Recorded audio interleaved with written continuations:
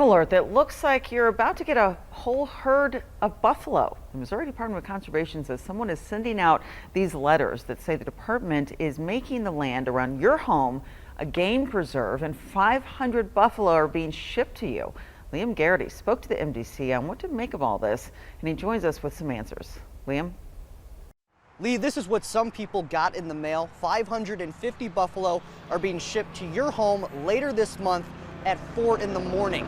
Local conservation agents say if this was true, which it's not, you would have been told this well in advance. We wouldn't do something like this, that this isn't feasible. This type of introduction isn't feasible. It's just an annoyance. An unknown number of Missourians got this in the mail.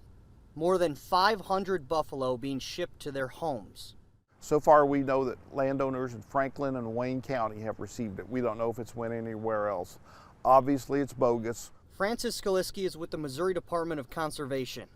He says scams and impersonators are not new to them. This is just the latest example of what happens periodically with our agency and with other agencies where somebody puts out some fake news. But this was a little different. Because 500 plus bison onto the landscape is a huge introduction.